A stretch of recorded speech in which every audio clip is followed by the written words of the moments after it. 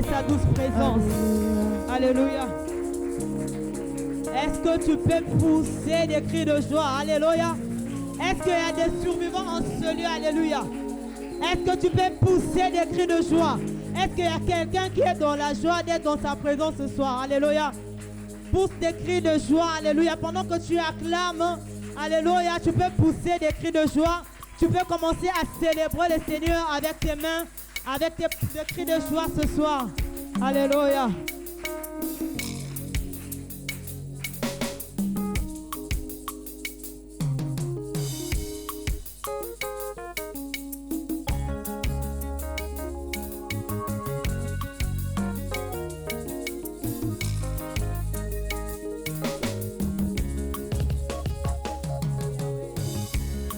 Je parlerai de ta bonté, ta fidélité. Je dirai tout haut, tout haut, tout haut, ce que tu as fait pour moi. Je proclamerai la gloire de ton nom. Je parlerai de ta bonté, ta fidélité. Je dirai tout haut, tout haut, tout haut, ce que tu as fait pour moi. Je proclamerai la gloire de ton nom. Yahweh, je parlerai de ta bonté, oui, de ta bonté, ta fidélité, ta fidélité. Je dirai tout haut, tout haut, ce que tu as fait pour moi. Je proclamerai la gloire de ton nom. Mon roi, je parlerai de ta bonté, de ta fidélité, ta fidélité. Tout haut, tout haut, ce que tu as fait pour moi. Je proclamerai la gloire de ton nom. Je m'avais dit de compter sur ta bonté. Je n'ai pas hésité. Mais quand tu m'as prouvé ta fidélité, mon Yahya, vraiment tu m'as étonné. Tu m'avais dit de compter sur ta bonté. Je n'ai pas hésité. Mais quand tu m'as prouvé ta fidélité, mon papa, vraiment tu m'as étonné. Oui, je parlerai de ta bonté, oui, de ta bonté, de ta fidélité, ta fidélité. Tout haut, tout haut, tout haut, ce que tu as fait pour moi. Je proclamerai la gloire de ton nom. Yahweh, je parlerai de ta bonté, oui, de ta bonté, de ta fidélité, ta fidélité. Tout haut, tout haut, tout haut, ce que tu as fait pour moi. Je proclamerai la gloire de ton nom.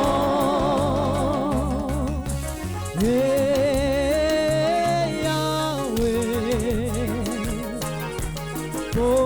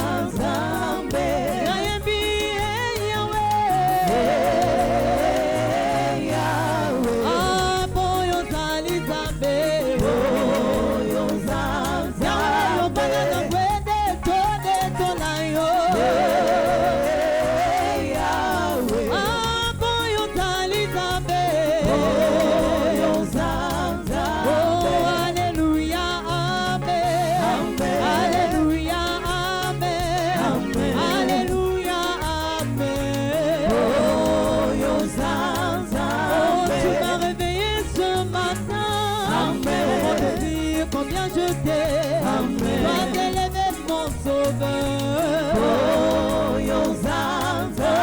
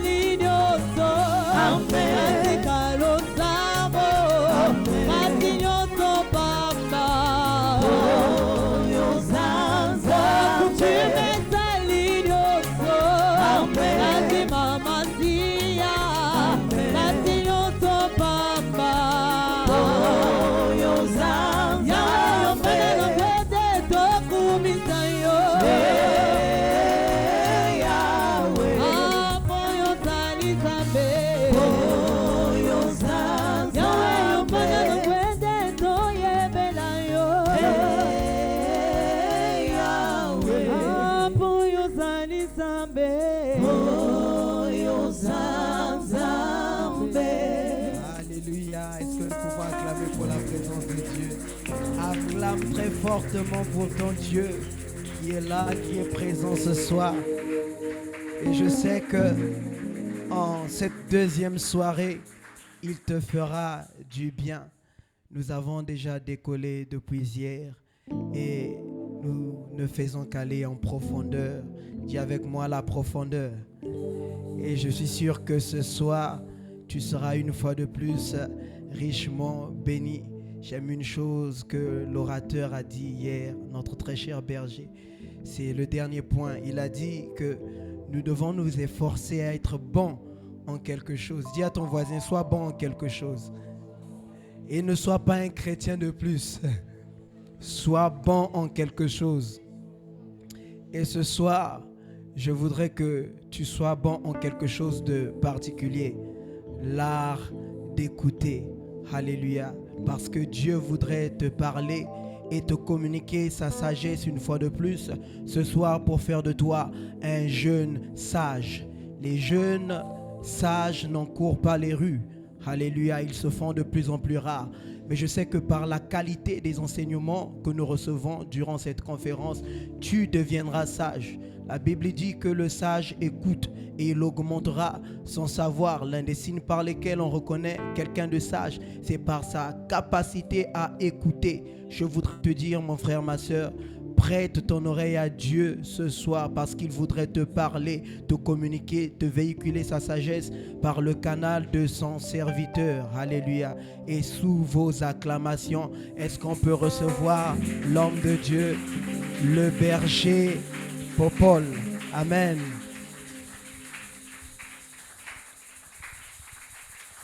Alléluia. Non, tu n'as pas encore acclamé. Est-ce que tu peux acclamer le Seigneur? Vous savez, il y a quelque chose, il y a un mystère dans les acclamations. Je n'aimerais pas passer sans ne pas vous la partager. Amen. On peut d'abord faire une pause. On fait d'abord pause de quelques secondes. Vous savez, quand on acclame le Seigneur, il y a quelque chose de particulier. Amen. Vous allez vous rendre compte que dans le psaume, David était en train de répéter, que ce soit David, que ce soit les fils d'Asaph, que ce soit Ethan, que ce soit les fils de Corée, ils avaient l'habitude de dire entrer dans la maison de l'Éternel avec des bruits, en faisant des bruits. Vous savez pourquoi? Parce que la louange tient son origine dans les bruits. Le mot qui est à l'origine de la louange, c'est Hillel ou Halal, qui veut dire faire du bruit, tout simplement. La louange, c'est expressive. Et David avait compris quelque chose de très important. C'était tout Israël même. Parce que en Israël, quand il s'agissait d'acclamer Dieu, ils avaient une particularité. Ils utilisaient un mot hébreu qui dit taka. Taka veut dire l'Éternel écrase la tête de nos ennemis. Alors pour maintenant symboliser la façon dont l'Éternel écrasait la tête de leurs ennemis, ils étaient en train de joindre leurs deux mains et en train d'acclamer le Seigneur. Est-ce qu'on peut l'acclamer comme si nos ennemis sont en train d'être écrasés maintenant en les faisant?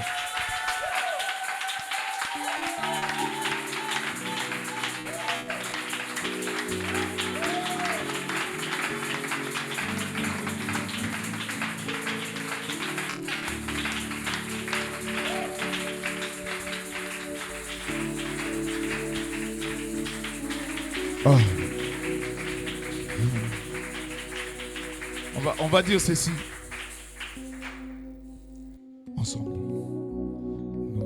mains sont levées, nous voulons t'élever, t'adorer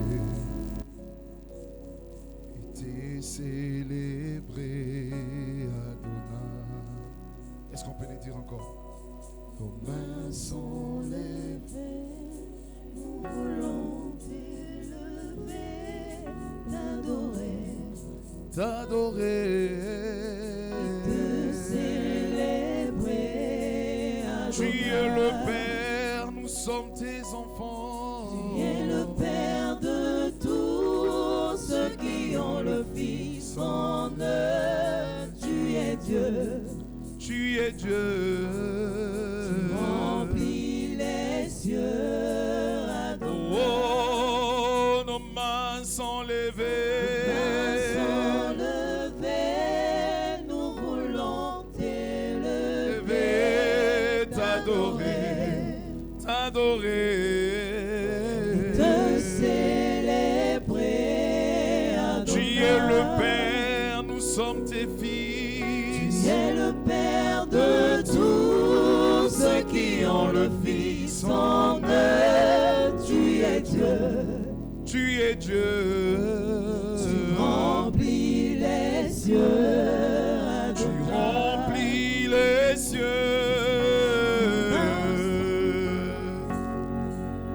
Tu remplis les cieux. Tu remplis les cieux, Adonai. Tu remplis les cieux. Tu remplis les cieux. Et là-bas, tu remplis ces lieux. Tu remplis ces lieux. Et quand il y a tu remplis ce lieu. Tu remplis ces lieux. Tu remplis mon cœur. Tu remplis mon cœur. Tu remplis mon cœur. Et la marée sautée. Tu remplis mon cœur. Tu remplis mon cœur.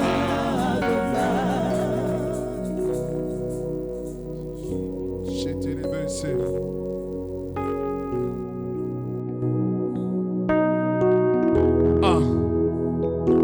Est-ce que quelqu'un peut commencer à réaliser dans son corps?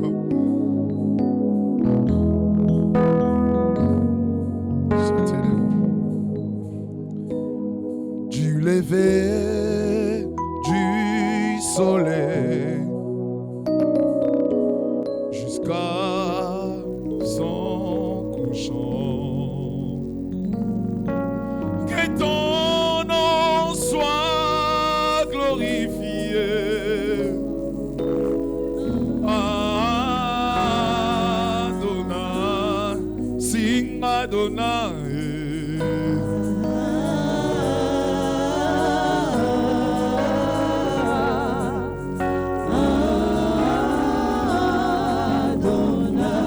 Sing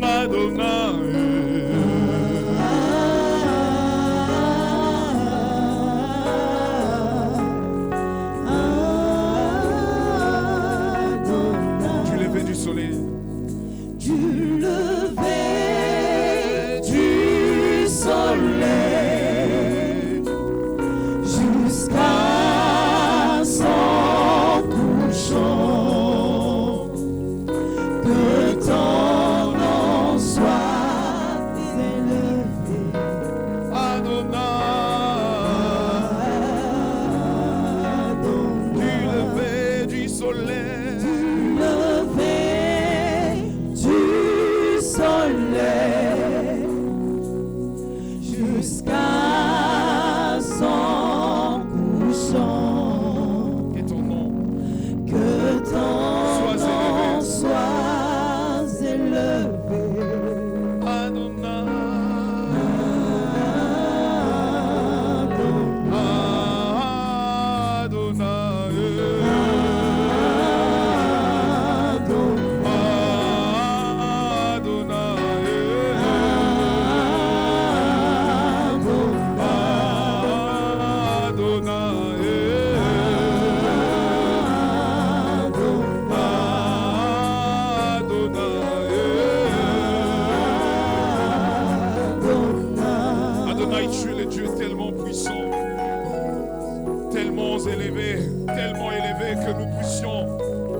ce soir encore que tu es merveilleux, que ton nom est élevé au-dessus de tout nom.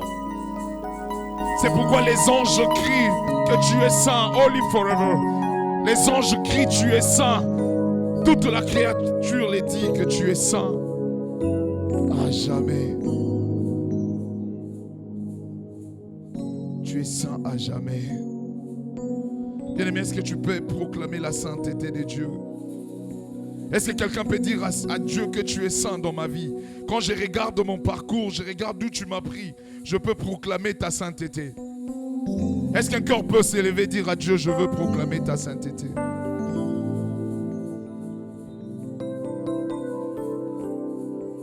Toutes les générations devront lui prosterner, entonnent ensemble ses cantiques à l'agneau. Ceux qui nous ont précédés et ceux qui nous suivront entonneront ces cantiques à l'agneau.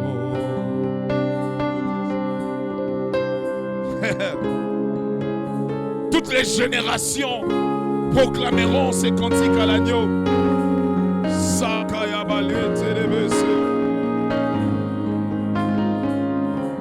Alléluia. Toutes les générations devront lui prosterner, entonnent ensemble ces cantiques à l'agneau. Ceux qui nous ont précédés et ceux qui nous suivront entonneront ces cantiques à l'agneau. Ton nom est le plus grand, ton nom est tout puissant, ton nom est au-dessus de tout. Puissance, autorité, royaume et dignité, ton nom est au-dessus de tout. Et les anges proclament, tu es saint, l'univers proclame, tu es saint, tu es glorifié.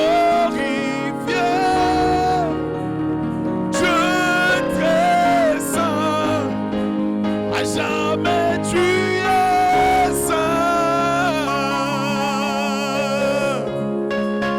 Et les anges acclament, tu es saint. L'univers proclame, tu es saint. Tu es glorifié.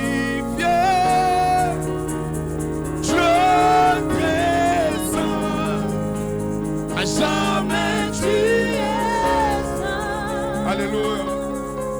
On peut le dire encore une dernière fois. Et les anges acclament, Tu es saint. l'univers proclame, Tu es saint. tu es glorifié.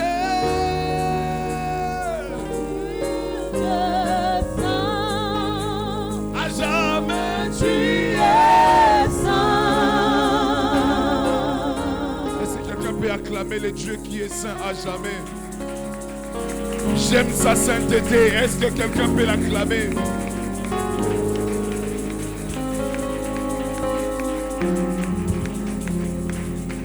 Est-ce qu'on peut l'acclamer royalement s'il est vraiment saint?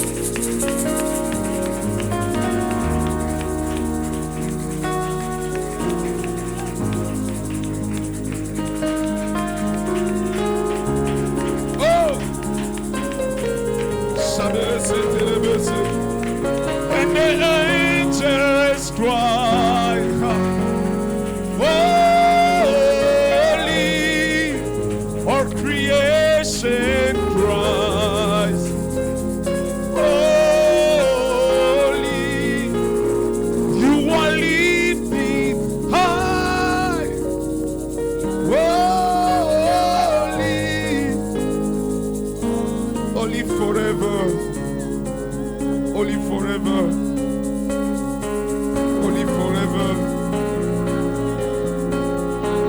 saint à jamais. Yakalabaïta lesa telebabroso.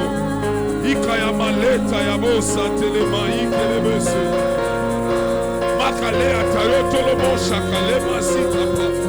Mapale ataindele kabosa telemandebra. Iapale kaita lemo shokorobo. Sapali kayendele babosa. Ekayamandele bese telemamamandele bababasa. Yanda ia telemabosa telemabra. Yeta ya ya ya yele babosa. Yeta ye babosa telekamandele. Mashika le mayata imabose. Mapela te akiabosha kile babosa. Mabralete le bebebebese. Yo maleka ya masindelebe. Mashakele mandolo babosa kare mama. Ia kaleta ye mandelebe. Matale proite. Ia kalaba. Ele babo. Ia telema. Ia le babosa. Matele kabo bobobobobose. Mataye tale mabralete le baboshete. Ia kalema ita le bababababashitelebe. Yanda ya ya ya ya ya ya ya ya. Yakaya baba baba, lota ye baba, eta ya baba baba, etele masantelebe, maskatele babo, ya patele kabo, etele maya talobo, masitele bebe, akaye mama mandele babo, etele bebe, yakala mandele bebe, only forever, only forever, only forever, etele mande ya taya kabosa.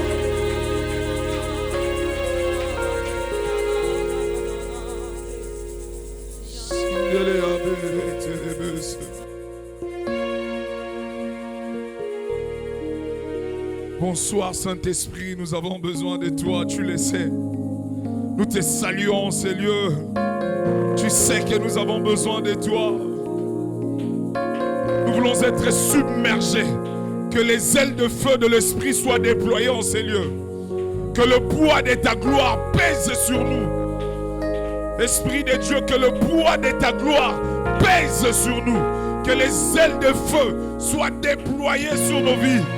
Shakali malate abroso toloboshe. Yes, abo satele mandele bebe. Ya ya ya eta ye maleta ye babosa. Eta la mama shitele bebe. Ya kaleta ya baba.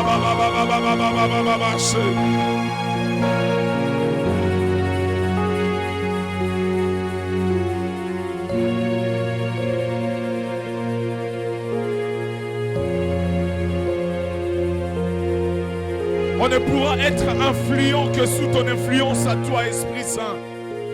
C'est sous ton influence que nous devenons réellement des jeunes influents. Influence-nous, influence-nous. Oh, ces jours-là, tu as influencé jusqu'à ce qu'il marche sur l'eau. Parce que tu l'as appelé, tu l'as influencé.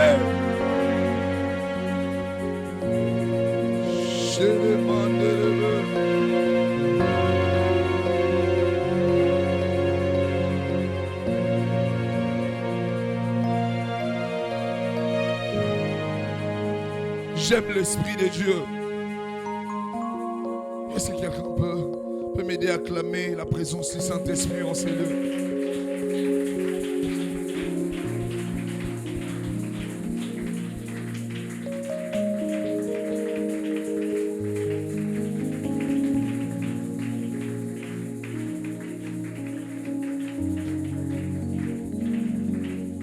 J'aimerais que quelqu'un dise avec moi, salut Saint-Esprit.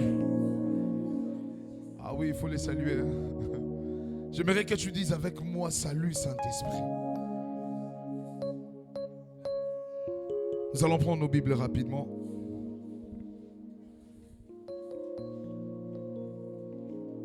Dans les livres de 2 Corinthiens, les chapitres 5.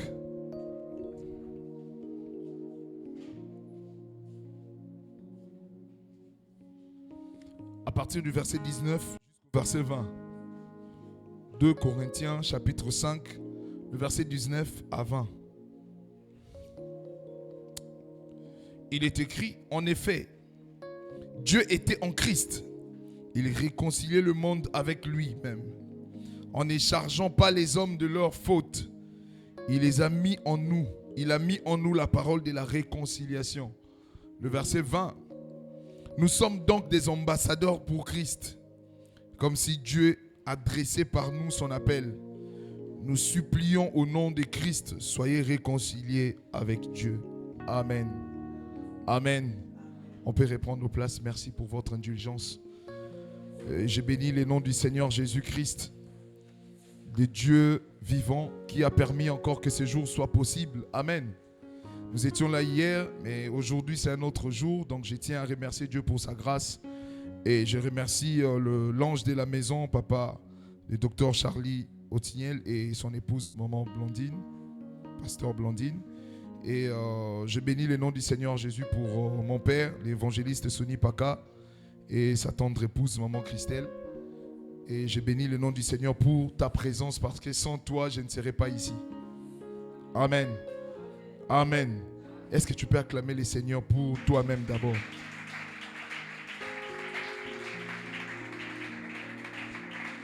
Vous savez, il faut toujours avoir l'habitude de reconnaître une grâce quand on vous l'a accordée. Vous savez, laisser la chair, c'est pas n'importe quoi. Et c'est pas donné à n'importe qui. La chair est chère. Alléluia. La chair, c'est très cher. Alléluia. Donc je bénis les Seigneurs pour cette grâce. Alors, je voulais donner les sous-thèmes de ce soir, mais j'ai d'abord deux questions pour nous. Il ne faut pas baisser la tête, c'est juste la question pour nous. Je ne vais pas désigner une personne individuellement.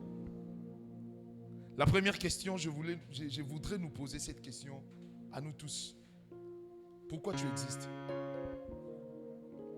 Peut-être que tu ne t'es pas encore posé cette question. Moi, je te la pose. Pourquoi tu existes? Qui sait pourquoi il existe?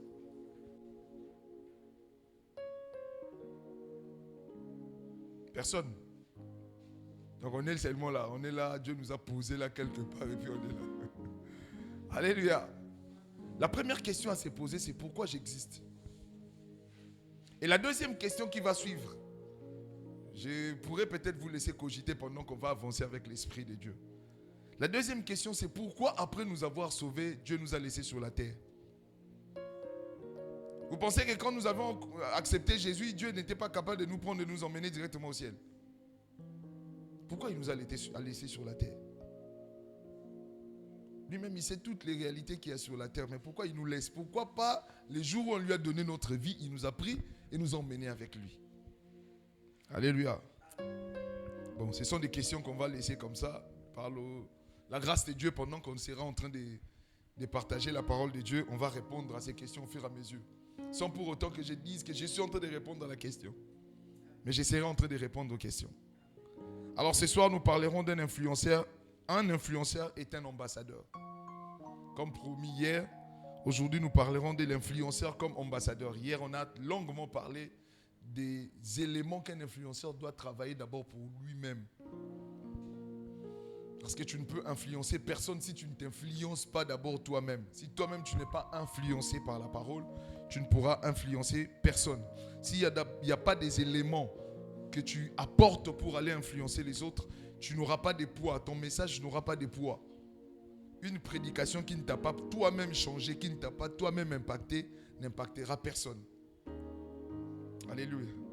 Dans le livre d'Exode, je pense que c'est chapitre 3, le verset 4, la Bible dit que Dieu, quand il appelle Moïse, il dit à Moïse, devant le buisson ardent, je vais te donner un signe. Le premier des signes que Dieu a donné à Moïse, il lui a dit, prends ta verge et jette-la. Quand il jette la verge s'est transformée en serpent. La Bible dit, Moïse lui-même, il a eu peur, il était stupéfait. Le fait que si les serpents-là n'avaient pas fait peur à Moïse, ça n'allait pas faire peur à Pharaon. Avant que tu puisses créer de la stupeur chez les autres, il faut que toi-même tu sois étonné de ce que Dieu fait dans ta vie. Si jusqu'aujourd'hui dans ta vie tu te regardes, tu te dis, vous savez, il y a un mot qu'il faut toujours, que chaque chrétien doit prononcer dans sa propre vie. Si tu ne le prononces pas, c'est qu'il y a quelque chose qui ne va pas. Le mot en question c'est mais. M-A-I-S. J'étais avant, quand je regarde ma vie d'avant, j'étais vraiment un vrai bandit. Mais, Parce que tout ce qui vient après les mains, ça vient dire que l'affirmation d'avant là, ça n'a plus de poids. Il faut que de temps en temps, tu sois étonné toi-même. Tu dis, aujourd'hui vraiment, quelqu'un m'insulte et puis je les regarde. Il dit, ça c'est vraiment moi. Quelqu'un est en train de me dire des choses comme ça et puis je suis calme comme ça. Il dit, Seigneur, tu es bon. Dieu, tu es bon. Alléluia. Si tu n'es pas toi-même influencé, tu n'influenceras personne. Alors aujourd'hui, on va aller dans une autre phase.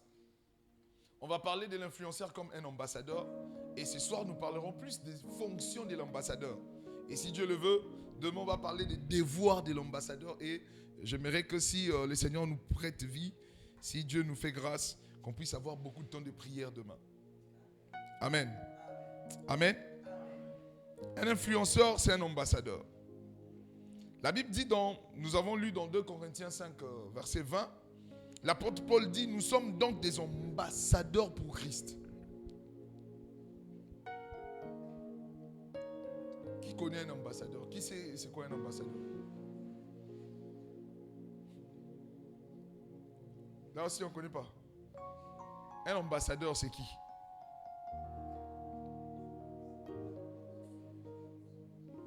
Je nous explique. On va aller. Ne vous en faites pas. On va aller doucement, doucement, tous ensemble.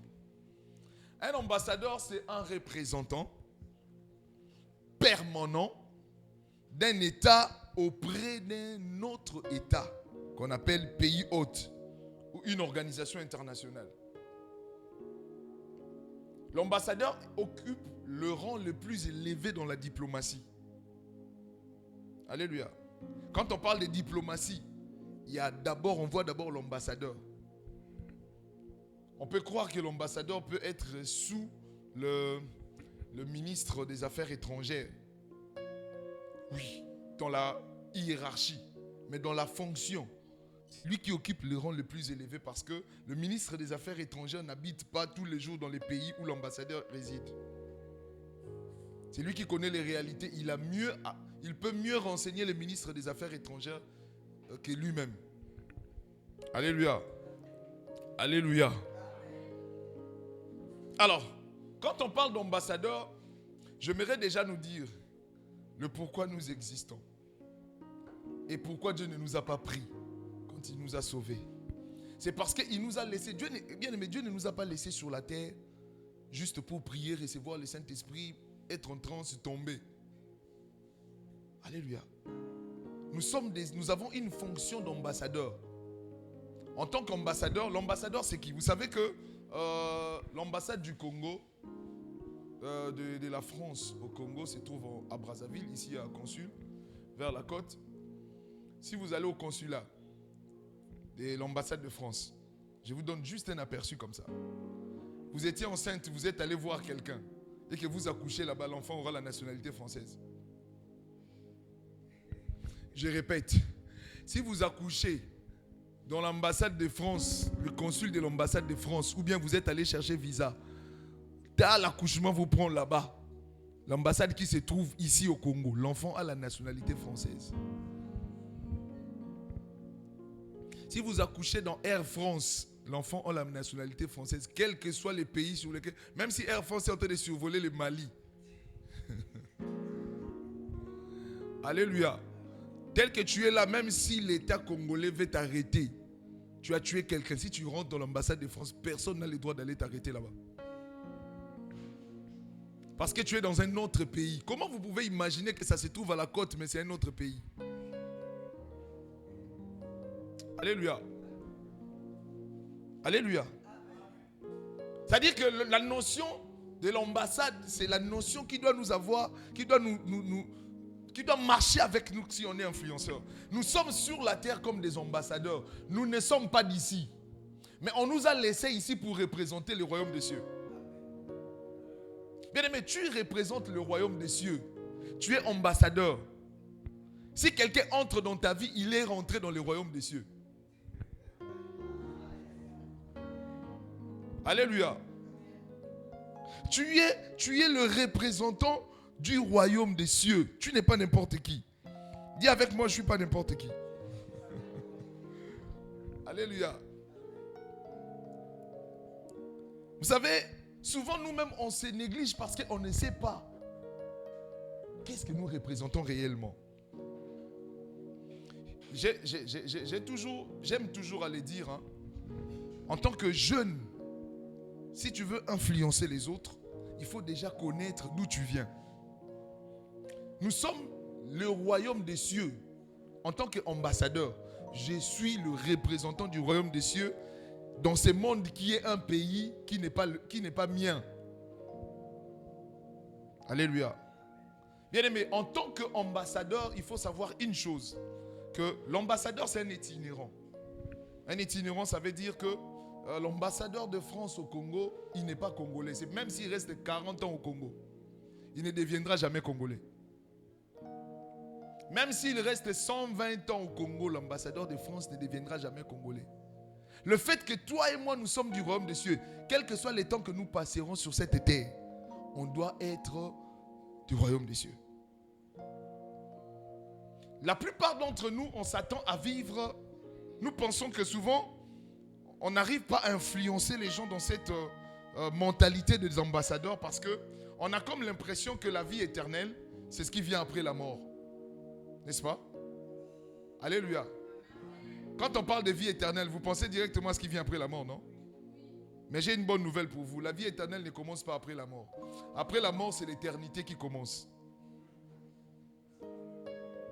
La vie éternelle, Jésus est en train de donner, la seule personne qui a donné la définition de la vie éternelle, c'est Jésus.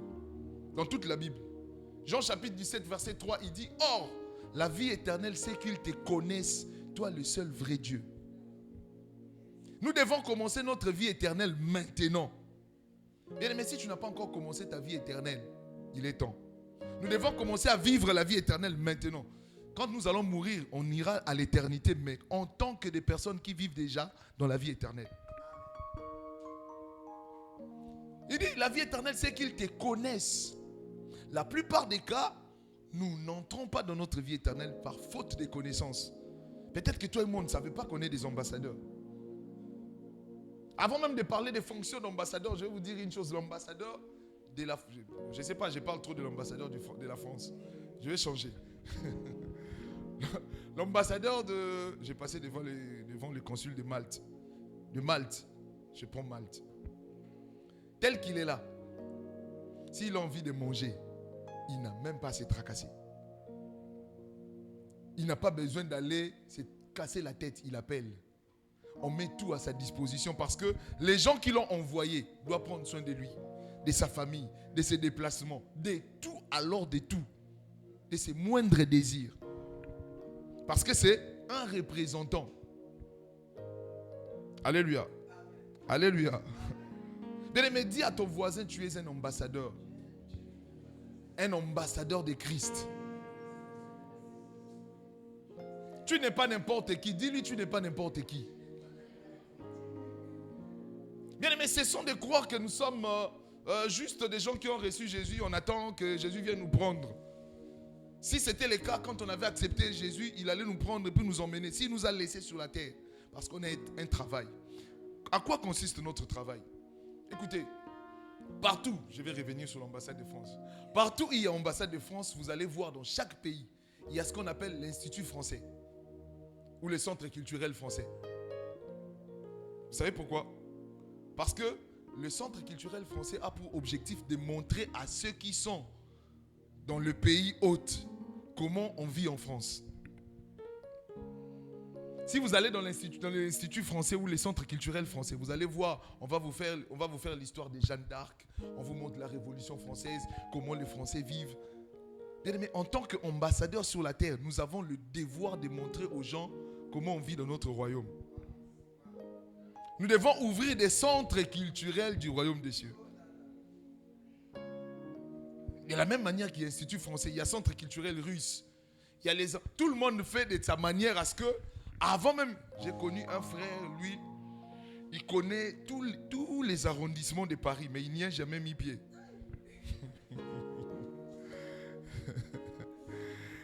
Des fois, il te parle de Paris, tu as comme l'impression, il était là-bas dans son rêve, rien. Alléluia. Il faut qu'on soit maintenant capable, en tant qu'influenceur, enfant de Dieu, Quand tu es avec quelqu'un, quand quelqu'un entre dans ta vie, il doit connaître les moindres détails du royaume des cieux. Tu dois lui montrer comment ça. Il dit, regarde, tout ça là, ça va rester. Je te parle de là où je viens. Là-bas.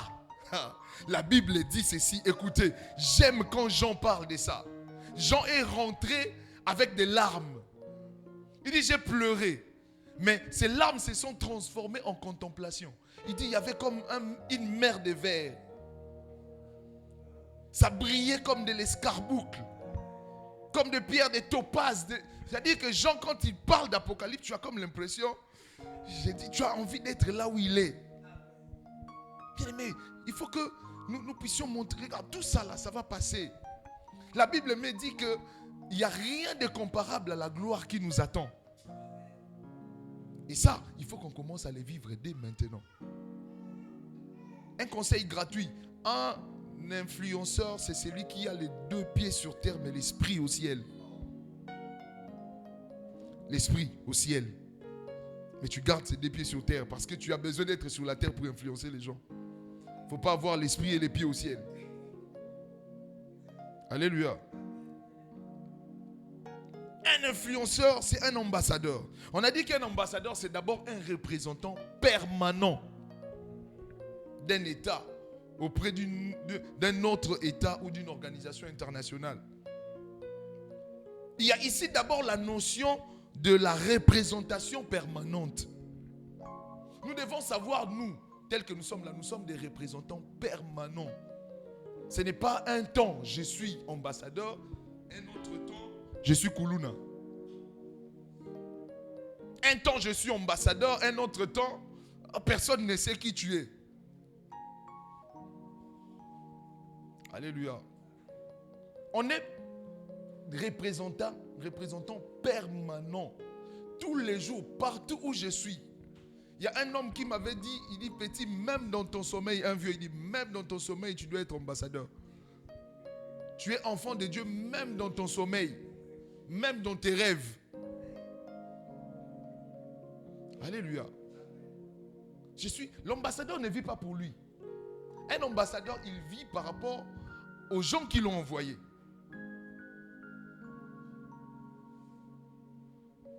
Alléluia. Notre appartenance à Christ ne dépend ni du temps ni des lieux.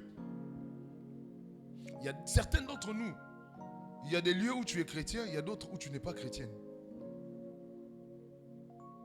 Alléluia. Parce que tu sais que ici, papa va, maman Blondine, papa Charles, va me voir. Tu viens comme ça. Maintenant, là où personne ne te voit, c'est là où tu sors maintenant les griffes. Samedi, c'est toi qui cries à l'ambiance. Et dimanche, tu viens crier ici, Alléluia. Alléluia. Je suis représentant permanent. Alléluia. J'ai posé la question à un bien-aimé. Je lui ai posé la question, j'ai dit, raconte-moi la vie de Jésus. La journée de Jésus. Est-ce que tu peux me raconter la journée de Jésus? Comment Jésus passait ses journées? Je vous pose la question, comment Jésus passait ses journées? Qui peut me raconter une journée ordinaire de Jésus? Il faisait quoi quand il s'est réveillé? Après?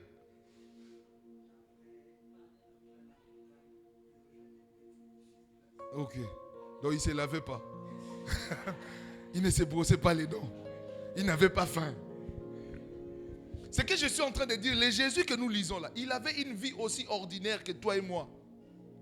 Mais donc même dans sa vie, il a été extraordinairement Dieu dans sa vie ordinaire. Le Dieu que nous connaissons, il a été Dieu dans sa vie ordinaire. Jésus avait aussi peur. Il a eu soif. Il a eu mal. Il avait faim. Il s'est brossé les dents. Il s'énervait même. Il a fait les fous et tout. Mais tout ça là, il le faisait en étant Dieu. En fait, c'était une position permanente, quel que soit ce qu'il fait. Parce que souvent, nous, on prend seulement cette partie, on se dit, il se réveille, il va à la montagne, il prie, il fait... C'est comme s'il était... il ne vivait pas sur la terre. Alléluia. Alléluia. Ne cherchons pas l'extraordinaire pour paraître. Mais dans la manière d'être extraordinaire, c'est d'abord commencer à vivre sa vie chrétienne dans ce qui est ordinaire et simple. Alléluia. Toi, tu aimes que quand tu vas voir papa en train de prier, que le feu sort sur sa tête pour que tu croies qu'il a l'onction. Mais s'il te dit simplement, ma fille, Jésus va te guérir, il va dire, l'église, depuis on part, il n'y a même pas de prophétie. On a prié pour une soeur qui avait mal, je ne sais pas, son mal a duré pendant combien de temps. On a fini de prier. Elle a dit que le Seigneur te guérisse au nom de Jésus. Amen. Elle nous a regardé, elle dit, c'est tout. Alléluia. Christ doit être reconnu en tout lieu et en tout temps. Parce que il y a la notion de la permanence. Nous sommes des représentants permanents. En tant qu'ambassadeur, tu as comme fonction qui est rattachée à notre représentation permanente, c'est que Jésus soit reconnu de tous et en tout lieu. Il y a un verset qui me challenge toujours. C'est un verset simple. Matthieu chapitre 6, le verset 9. Jésus dit, quand vous priez, dites, notre Père qui es aux cieux, que ton nom soit sanctifié. Ok. Lui, second, il a essayé de simplifier les choses. C'est qu'il faut savoir dans les traductions bibliques, la traduction est fonction de la culture de celui qui traduit. Alléluia. Mais quand on revient, j'aime aller chercher dans les comparatifs bibliques et puis voir dans les textes. On se rend compte ici, quand il dit que ton nom soit sanctifié, il veut dire quoi? Parce que quand on parle de sanctifier, on parle de la sanctification, de la sainteté. Il dit, notre Père qui es aux cieux, que la sainteté de ton nom soit reconnue de tous. C'est ça, que ton nom soit sanctifié. Maintenant, qui fera que la sainteté du nom de Jésus soit reconnue de tous? C'est Jésus. Il dit, quand vous priez, c'est vous qui devez faire de sorte que tout le monde reconnaisse que Dieu est saint. Mais c'est surtout nous-mêmes qui bafouons maintenant cette sainteté. Quand on nous regarde, on a comme l'impression que c'est Satan qui nous a envoyés, quoi. Alléluia. Il y a des éléments, on va parler de ça quand on parlera des devoirs. Il y a beaucoup de choses à faire parce que, vous savez, souvent, surtout nous jeunes, surtout nous disciples, quand on se présente, on a comme l'impression qu'on n'a que des droits. Alléluia. On met trop en avant nos droits, mais on cache nos devoirs.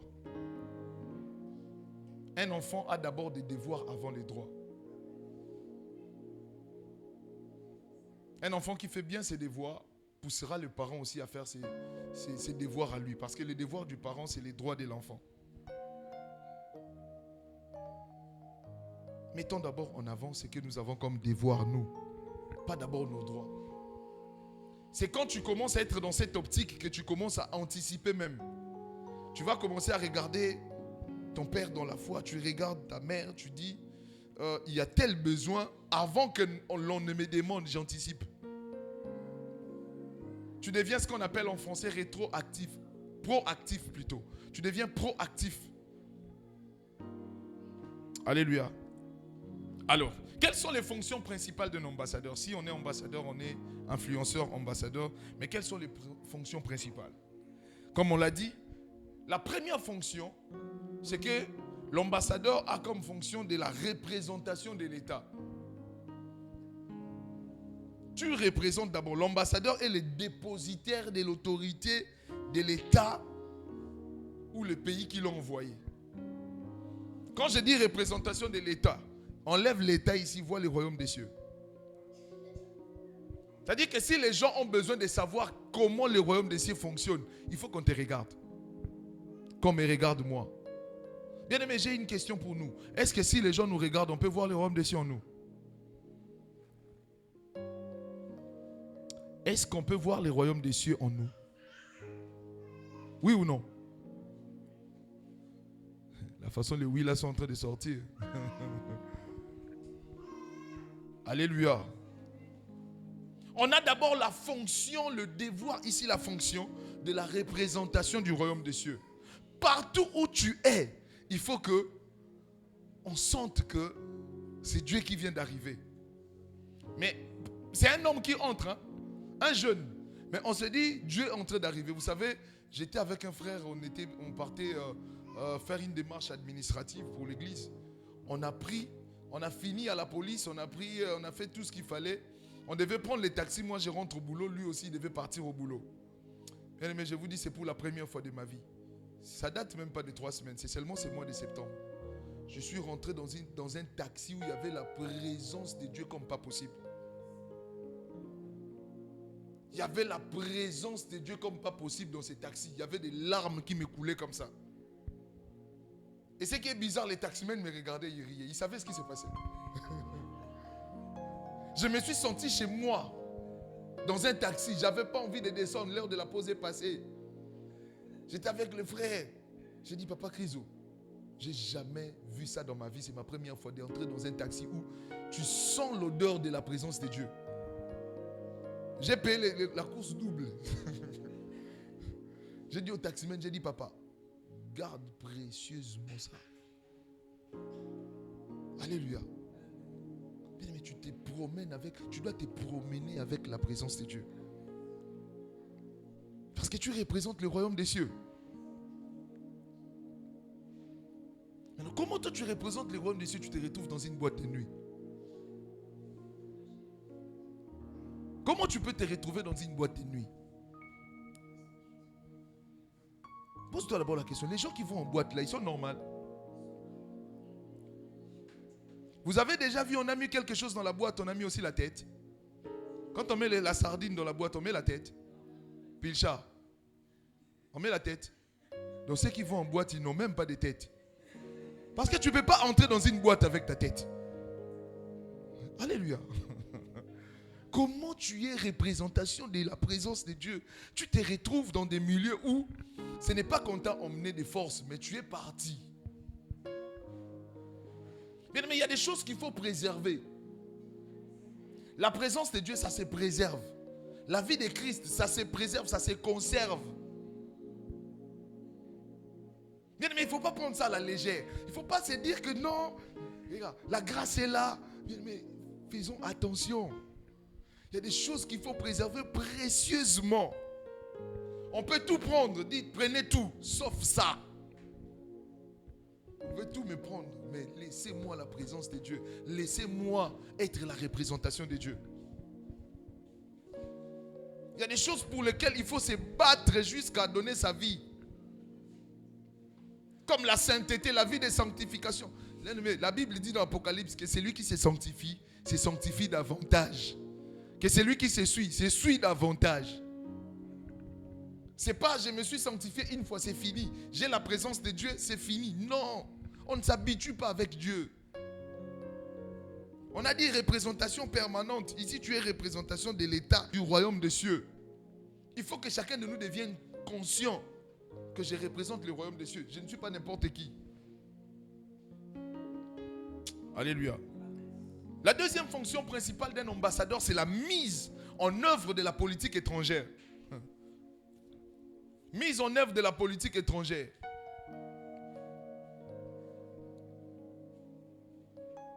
La mise en œuvre de la politique étrangère veut dire quoi?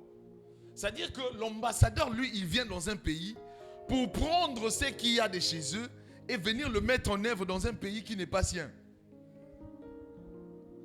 Bien aimé, il faut qu'on impose aux gens la vie du royaume des cieux. J'ai dit imposer, ce n'est pas négociable. Mais comment on impose? On impose par répandre d'abord l'esprit. Tu ne peux pas aller influencer les autres jeunes si tu n'es pas capable de répandre l'esprit d'abord. Quand je parle de répandre l'esprit, je ne parle pas de l'Esprit Saint. Alléluia. Alléluia. Quand je dis répandre l'esprit, je ne parle pas de l'Esprit Saint. Je nous explique. Un jour, Moïse, il était en train de juger Israël. Il était en train de faire du travail. Il était fatigué parce qu'il faisait toute la journée. Il recevait les plaintes de tout Israël. Il faisait ceci, il faisait. Et son beau-père Jéthro est venu le voir. Il dit, tu agis mal. Tu vas t'épuiser et tu épuiseras le peuple. Il dit, choisis-toi des hommes capables de gérer sans... Et ils viendront te donner des rapports. Ces conseils a plu à Dieu. La Bible dit, Dieu a dit à Moïse, choisis 70 personnes. Emmène-les sur la montagne. Je prendrai l'esprit qui est sur toi. Je les répandrai sur eux. Il ne s'agit pas du Saint-Esprit. Hein. Il dit, l'esprit qui est sur toi, je vais le prendre, je vais les répandre sur eux. Vous savez, souvent, on a du mal à répandre l'esprit parce que nous-mêmes, on n'est pas capable de prendre ce qu'il y a chez notre Père. Alléluia. Bien aimé, ici, je ne vous parle pas des choses où il faut, papa Charlie va se réveiller un jour, il dit, viens, je vais prier pour toi, je vais répandre l'esprit. Parce que l'esprit ici, c'est quoi? C'est la charge du travail, de l'œuvre, le poids du ministère. C'est ça, répandre l'esprit. Il ne va pas se réveiller un jour et dire, petit, viens, ma fille, viens, je vais prier pour toi, je vais te répondre. Non, c'est quelque chose qui s'arrache. Ça s'arrache. Et par des petites choses comme ça, que nous négligeons souvent. Parmi lesquelles l'obéissance, l'écoute, l'attention, devenir le béquille de son père. Vous savez ça, c'est important. Hein? Ah, Seigneur. Regarde, surtout si tu es serviteur à côté de l'homme de Dieu. Je vous dis, c'est très dangereux.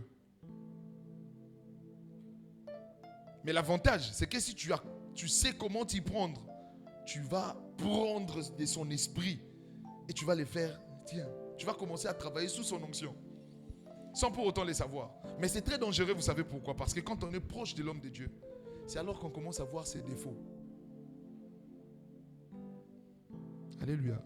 Si Aaron et Hur pouvaient voir que Moïse était fatigué, c'est parce qu'ils étaient proches. Ils connaissaient Moïse. Ils ont dit il est fatigué, mais ils sont pas allés voir, dire aux autres, en tout cas, les gars qui nous emmènent là, il est pour lui fatiguer. Non, ils se sont dit eux-mêmes, on va prendre une pierre, on va déposer pour qu'il s'assoie. Il s'est assis, il dit, mais gars, toi tu tiens sa main gauche, moi je tiens la main droite.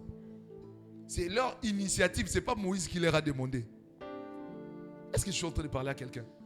Moïse n'a rien demandé à Aaron et Hur. Ils se sont rendus compte en observant leur père. Ils ont dit, ce monsieur-là, si jamais seulement il baissait ses bras, nous là on est morts. Mais si on n'arrive déjà pas à faire ça, on ne peut pas répandre l'esprit ailleurs. On ne peut pas. Il faut qu'on devienne d'abord conscient que j'ai d'abord une part, un rôle à jouer. Je dois d'abord faire de mon mieux. Il faut devenir. Mais la Bible dit, depuis jusqu'à aujourd'hui, le royaume des cieux appartient aux violents. Ce sont les violents qui s'en emparent. Il faut qu'on devienne violent en esprit. Pas physiquement. Alléluia. Il faut imposer le royaume des cieux par le fait de répandre l'esprit d'abord. C'est-à-dire que quand tu arrives, tu as tellement la charge spirituelle que tu peux parler à quelqu'un, même si la personne était, je ne sais pas, Koulouna ou je sais, balade, lui-même, il se sent, il sent comme si on est en train de lui imposer quelque chose, alors tu le dis doucement. Et ça, c'est sous l'autorité du ministre des Affaires étrangères. Vous connaissez le ministre des Affaires étrangères? C'est le Saint-Esprit. Parce que le ministre des Affaires étrangères, il prend ce qu'il y a dans leur pays, ils apportent à l'extérieur. Jésus dit dans Jean 16, versets 13 à 14, il prendra ce qu'il y a de moi, il va le donner à l'extérieur. Il faut aimer le Saint-Esprit, aimer travailler l'Esprit. Alléluia. Ne soyons pas seulement des jeunes qui vont sortir parce qu'on veut aller. Non. On est des ambassadeurs. Il faut que ces poids-là soient en nous. Tant que je n'ai pas encore influencé les gens par rapport à ce qui se passe chez moi, je n'ai pas réussi mon mandat. Parce qu'un ambassadeur, il a un mandat. C'est un mandaté. Tel que nous sommes là, nous sommes mandatés. Il y a un moment, le mandat là va s'arrêter. Tu vas me dire, quand? Mais quand tu vas quitter la terre? Alléluia. Mais la question est de savoir, quelles sont les traces qu'aura laissé ton passage sur la terre?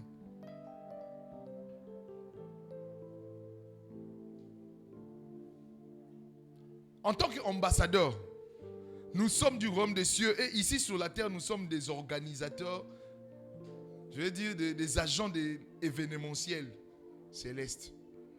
Parce que nous avons comme mission d'organiser des fêtes au ciel. C'est nous qui sommes de l'événementiel. Parce que la Bible dit qu'il y a une fête quand une âme est sauvée. Alors qui va organiser cette fête? C'est lui qui sera la personne qui va apporter la nouvelle à l'âme. Donc toi, tu es organisateur de fêtes, tu ne les savais même pas. Combien de fêtes tu as déjà organisées au ciel? Depuis l'année a commencé. Nous sommes des organisateurs de fêtes. Il y aura une fête au ciel si une âme est sauvée. Mais la personne qui va organiser cette fête, c'est la personne qui apporte l'évangile.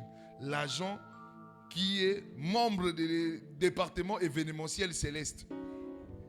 Maintenant, la question entre toi et moi, combien de fêtes tu as déjà organisées depuis que 2025 a commencé? Ou bien toi, la fête, c'est seulement ton anniversaire.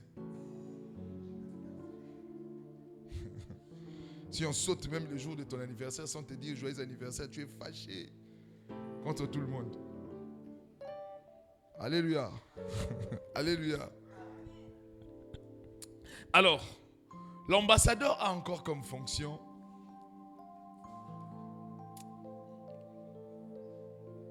négociation, information et communication.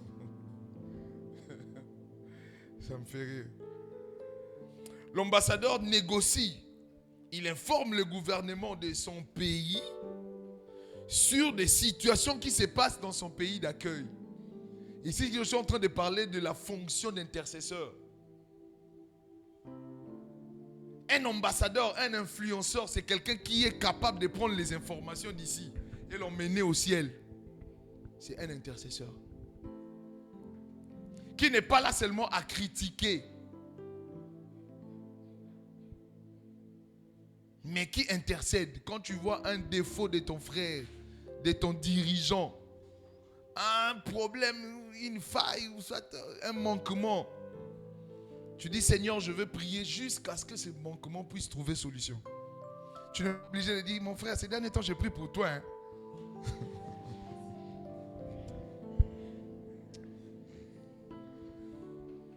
Maintenant quand tu le dis, c'est pourquoi? Pour qu'ils te disent merci. Alléluia. Tu es d'abord celui qui a comme fonction de prendre les informations et l'apporter. Dire en tout cas, voilà, je suis ici, tout va bien, mais il y a un souci, il y a quelqu'un ici qui a un problème. Quelqu'un qui ne dort pas. Moi, en tant que représentant du royaume des cieux, si cette personne-là n'a pas la paix, moi, je ne serai pas en paix.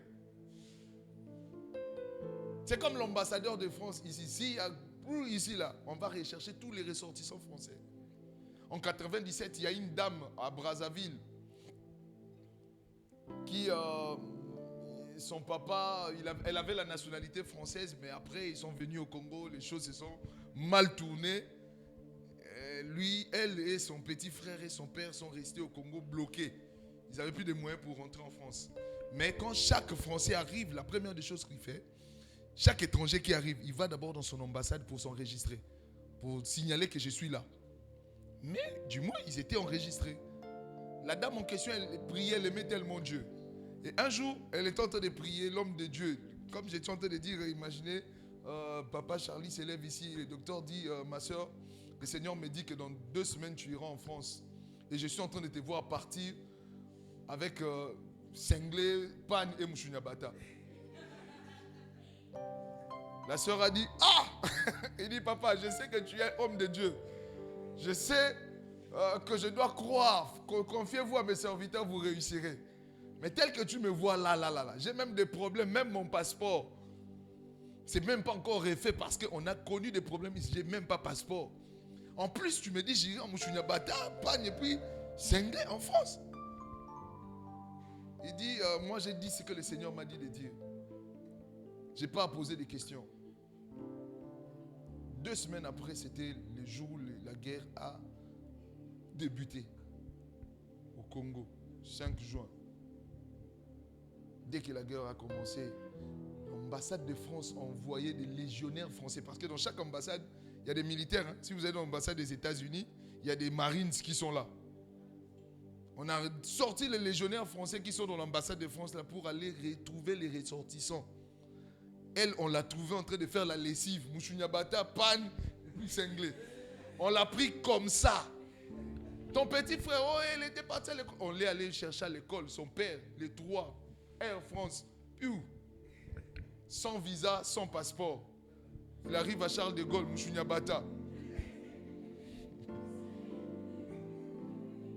Bien aimé, tant que les ressortissants de leur pays ne sont pas en paix, l'ambassadeur ne doit pas dormir, c'est sa charge.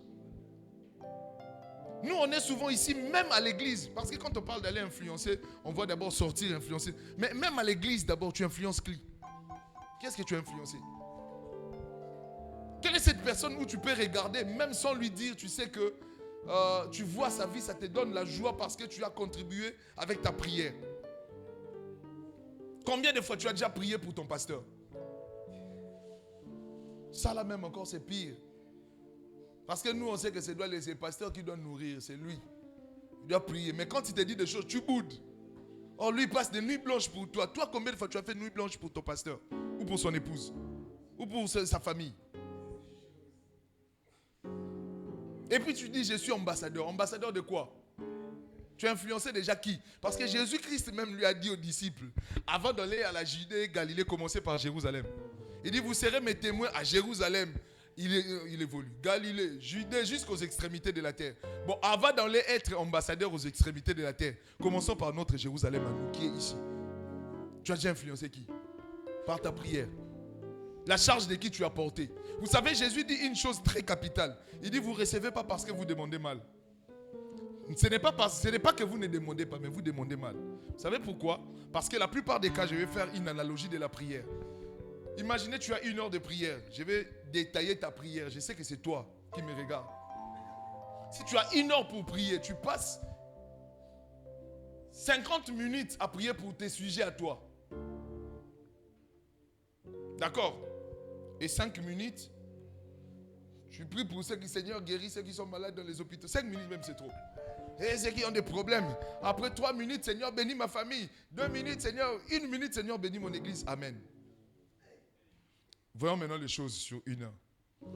Entre toi, qui es tout seul, et tous les membres, et si tu réunis toute l'église, tu prends tous les membres de l'église à côté et toi-même à côté, entre toi et ces groupes de membres de l'église, qui a beaucoup de problèmes?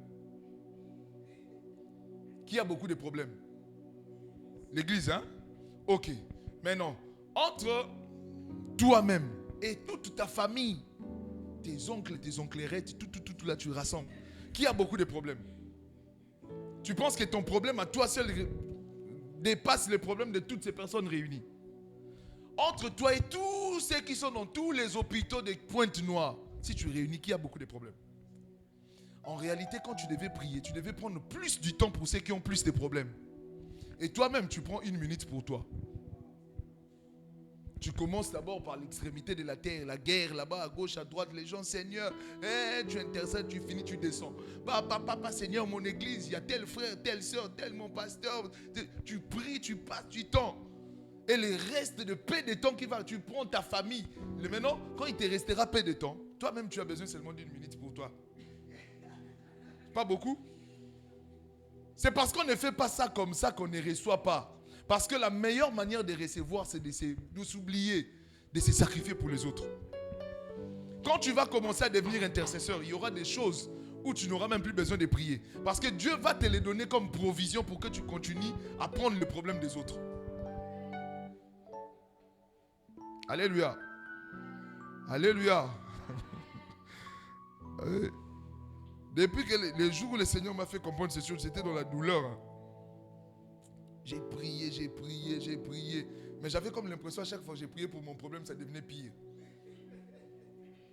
Dieu me dit, vous demandez mal. Vous ne recevez pas parce que vous demandez mal. Et comment faire, Seigneur? Il dit, oublie-toi. Regarde autour de toi. Les gens qui ont besoin de toi. On est tellement égoïste. Au lieu de te rendre compte des gens qui ont besoin de toi, la création attend avec ardent désir la manifestation des fils de Dieu. Maintenant, au lieu que tu te manifestes pour eux, toi tu te manifestes pour toi-même. Vous avez déjà vu un pont qui a été construit pour lui-même. Mais prenons même exemple sur les policiers routiers. Il fait passer tout le monde, lui-même il ne passe pas. Mais s'il n'est pas là, la circulation aura un problème. Toi, tu veux d'abord passer toi-même, mais qui va venir faire passer les autres? Le routier, il dit, bah, ok, c'est mon tour. Plus il passe. Mais il laisse la circulation chez qui? C'est ça le rôle de l'ambassadeur. Il prend les informations, il emmène. On a voilà tel souci. Dernier rôle de l'ambassadeur, pour finir. C'est la protection des ressortissants. Oh Seigneur. Un ambassadeur du royaume des cieux doit protéger les ressortissants du royaume des cieux. Maintenant, nous, qui sommes ambassadeurs du royaume des cieux, quand un autre frère et soeur du royaume des cieux a un problème, c'est nous qui sommes les premiers à aller au scandale. Oh, c'est qui? Oh, le reste province. Oh, on y va là-bas. On gemme d'abord. Quand tu finis de gemmer, tu partages. Quand tu finis de partager, tu prends les liens, tu mets sur ton statut. Je vous avais dit quoi?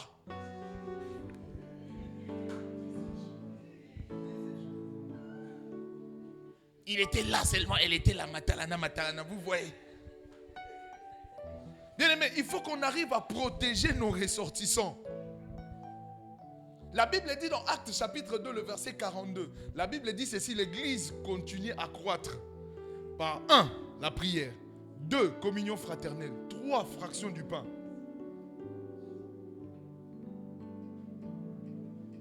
Ce sont les piliers de l'église. Prière, communion fraternelle, fraction du pain. Savoir, c'est protéger. Dans Jean chapitre 13, Jésus a appelé ses disciples, il dit venez. Il a pris un petit bassin, il a mis de l'eau, il a pris un truc, il a saint ici. Il s'est assis, il dit venez un à un, mettez vos pieds, je vais nettoyer vos pieds. Il a commencé à laver les pieds. Il dit il arrive chez Pierre, Pierre dit non, tu ne peux pas me laver les pieds. Il dit moi, pécheur, toi tu me dis Seigneur, non, c'est pas possible. C'est à moi de te laver les pieds. Dieu dit, Jésus dit si je ne te lave pas les pieds, tu n'entreras pas au royaume de Dieu. Il a même menacé, hein. Tu ne rentreras pas au royaume de Dieu. Pierre a dit bon Seigneur, dans ces cas, lave-moi tous les corps.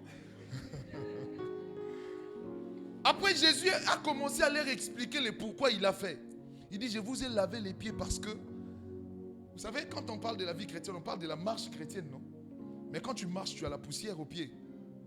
Il faut avoir l'habitude, il dit, vous devez vous laver les pieds les uns les autres.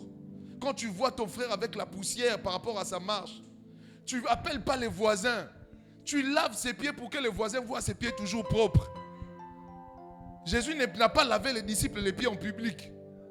C'était entre eux. Il a remarqué, il dit, vos pieds sont sales, venez. Je vais vous nettoyer.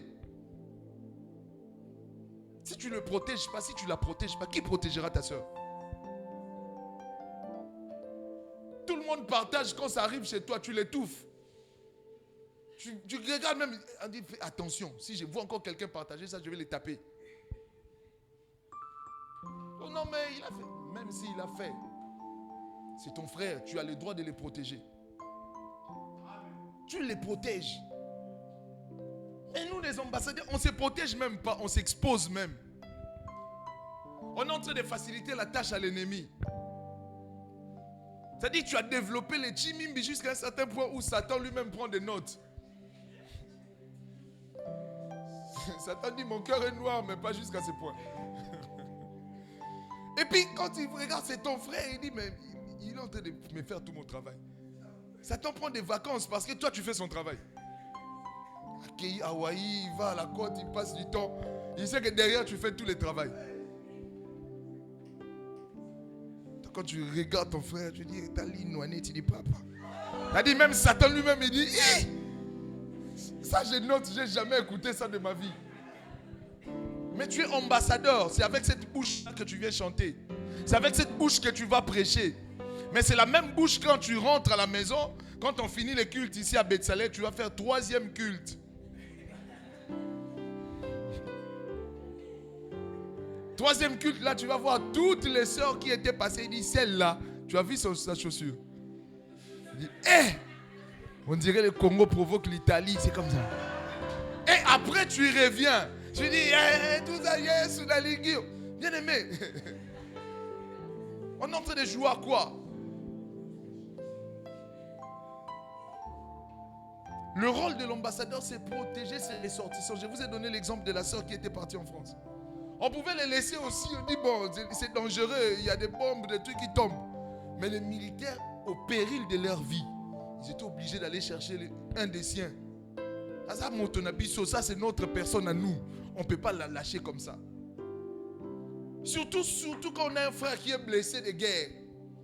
C'est-à-dire que le frère est tombé parce qu'on le considère comme blessé de guerre. Toi, tu te moques de lui. On dit, craignez Dieu, vous ne voulez pas. Mais il ne faut jamais se moquer de celui qui vient de la guerre et s'est blessé. Toi, peut-être, quand tu iras, tu vas mourir. Celui qui revient blessé de la guerre, il ne faut pas te moquer de lui. Toi, peut-être, tu ne reviendras pas. Il faut le soutenir, la personne. Dis, mon cher est blessé, viens, je vais penser tes plaies. Chacun de nous doit être la béquille de l'autre. Alléluia. C'est comme ça que ça marche. C'est comme ça que nous serons forts. La Bible dit que ceux qui sont forts soutiennent ceux qui sont faibles. Ce ne sont pas que des mots. Ce sont des choses que nous devons vivre en tant que jeunes. Essayons de corriger les choses qu'on a vues, nos grands faits qui ne marchaient pas. Nous jeunes de Bethsalem, nous jeunes chrétiens, nous jeunes ambassadeurs, nous influenceurs, faisons des choses différemment. C'est-à-dire que les gens vont dire, mais la jeunesse en question, ils n'ont jamais de problème. Ils n'ont jamais de problème. Alléluia. Moi, j'avais un frère qui aimait me chamailler. C'est-à-dire, quand je dis chamailler, c'est chamailler. Quand on a un problème, on va se chamailler comme pas possible. Mais jamais devant les gens.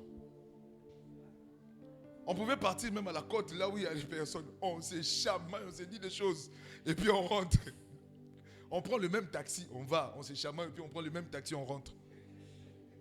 Mais du moins, on sait qu'on a réglé les problèmes. On a crevé l'abcès, comme on dit. Alléluia. On a crevé l'abcès et puis c'est bon, chacun de nous rentre, on vient là tout souriant. Mais on s'est dit des choses, c'est-à-dire... Vous savez pas, on a eu des réunions, même seulement à Saint-Mélène, là où je suis. Il y a des réunions, des conseils, vous allez jusqu'à 1 heure, on est seulement en réunion. Mais je ne peux même pas vous dire des choses qui se disent là-bas. C'est dur. Mais quand on finit, on est souriant. Comme mon pasteur a l'habitude de dire, un sourire sérieux. On sort du bureau tout souriant. On a fait 3h30 de réunion. Alléluia. Et je n'ai même pas le droit de sortir même une virgule de ce qui est dit là-bas. Un jour, je pense que c'était dans une formation. Pour finir, dans une formation, c'était sur passer le flambeau. Une formation de Gaël qui donne le pasteur à Toms. On a pris tous les représentants de Brazza, Pointe-Noire, Lubumbashi, Angola. Il y avait beaucoup de pays là, des représentants. On est arrivé. Réunion, formation. On a fini. Maintenant, la vague qui était venue juste après nous, c'était Gaël Kinshasa. On les a appelés comme ça. Il les a appelés. Il a dit à tous les responsables, il dit, frère, dis ce que tu n'aimes pas chez l'autre. Mais toi, à qui on dit, tu n'as pas le droit de répondre. Écoute seulement tout ce que tout le monde va dire sur toi. Toi aussi, pareil. Donc, personne n'a le droit de répondre. Tout le monde a dit ce qu'il pensait de tout le monde. Quand ils ont fini, il a prié, Amen. On y va.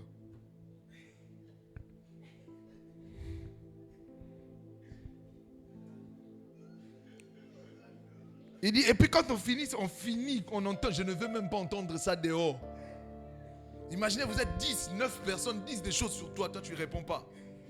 Quand c'est ton tour aussi, tu n'as pas le droit aussi de lui dire quelque chose comme faisant réponse à ce que tu as écouté. Tu dis, papa, tu charges, fini. Quand il finit lui-même, il dit, j'ai pris au nom de Jésus, que le Seigneur nous bénisse. Amen. C'est un exercice très difficile, mais qui a réglé beaucoup de problèmes. Même les personnes concernées disent, on est sorti de là. On était à la fois soulagés, à la fois gonflés. C'est-à-dire que la nuit était compliquée. Il dit, la soeur là, elle pensait de moi. Mais tu n'as pas le droit de répondre. Parce qu'il faut des fois encaisser. Il dit, il voulait leur apprendre le fait d'encaisser, supporter. Même quand ça fait mal, supporter. L'objectif, ce n'était pas de régler les problèmes, non, de supporter. Chacun devait supporter. Parce que le problème qu'on a souvent, on n'arrive pas à supporter nos frères. Soit disant parce qu'il m'a mal parlé, il m'a frustré, il m'a fait ceci. Mais, attends, on n'est pas dans un buffet où tu ne manges que ce que tu veux. Tu prends tout ou rien.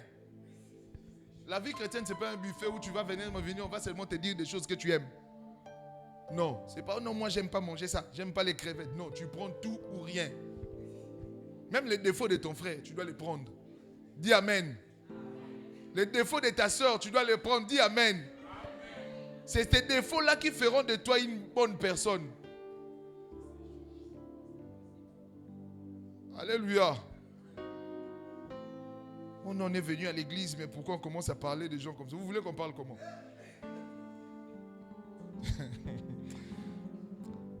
Je commencerai à parler des choses de demain. Que le Seigneur nous bénisse.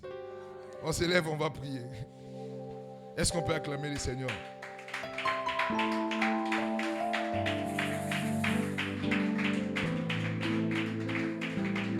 Apprenons à protéger les ressortissants du royaume, à nous influencer les uns les autres. Très important.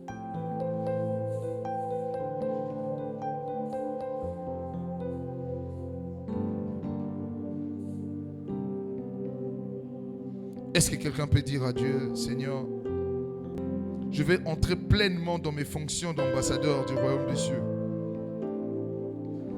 Savoir représenter le royaume des cieux, mettre en œuvre la politique du royaume des cieux.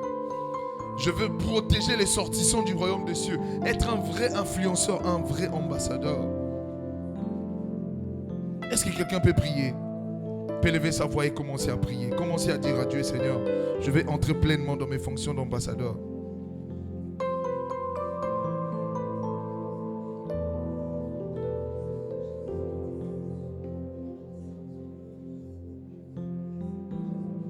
Je veux demeurer où tu es, toujours près de toi, mon Seigneur.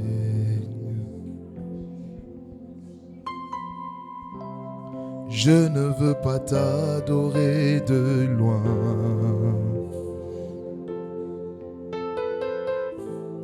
Conduis-moi plus près de toi.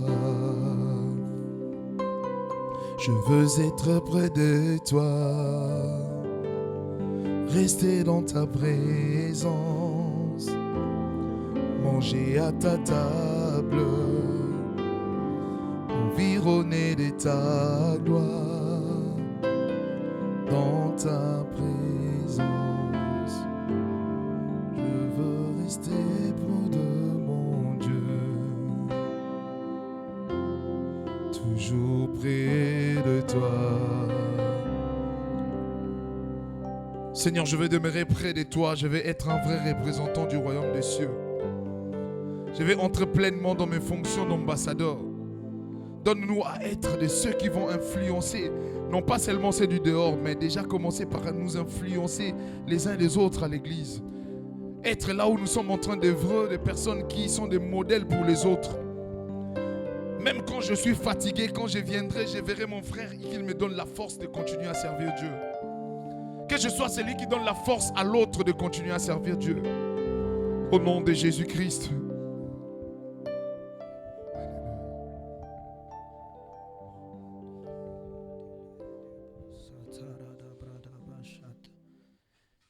Toujours dans cette atmosphère.